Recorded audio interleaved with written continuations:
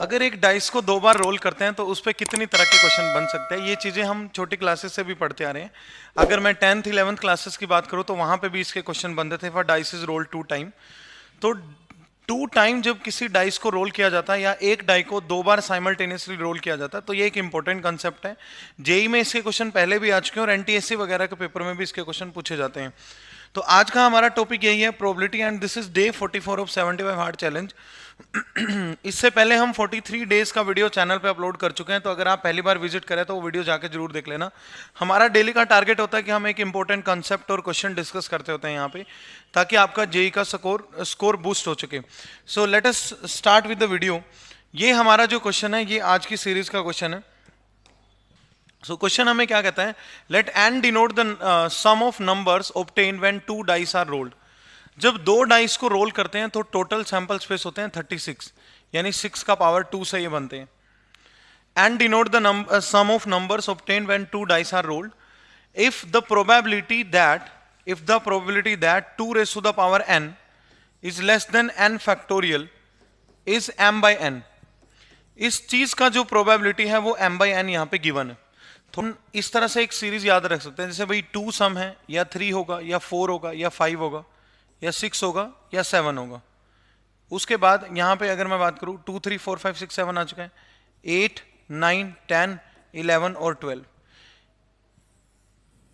आप direct trick से याद रखना कि सम कैसे फाइंड करते हैं।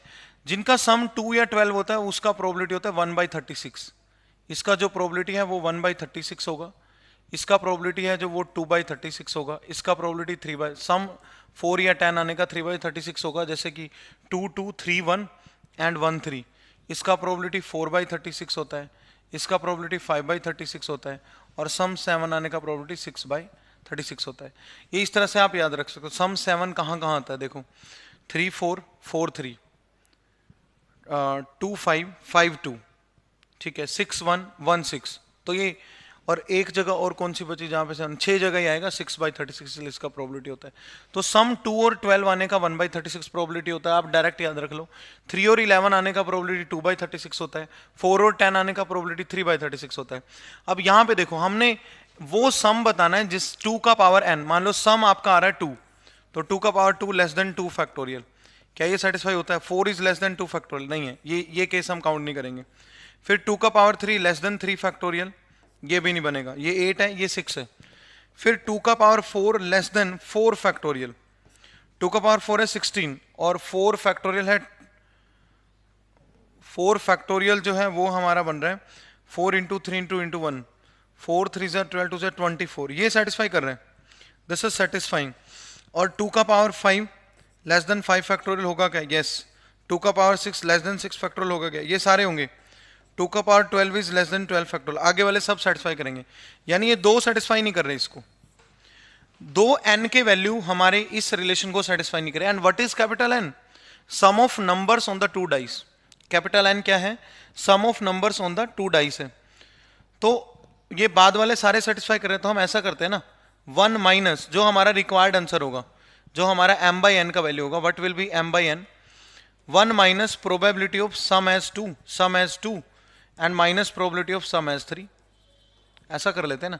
तो 1 माइनस सम, इसको 1/36 प्लस 2/36 लिख सकते हैं, तो ये 3/36 हुआ। 3/36 का मतलब है ये 11, 3/36 1/12, 1 माइनस 1/12 दैट इज 11/12। तो यहाँ से अगर आप m कंपेयर करोगे तो वो 11 है, और n कंपेयर करोगे तो वो 12 है। हमने जो बताना था वो देख लें जरा, 4m minus 3n, 4m that means m is 11 ना, what is m here? 11।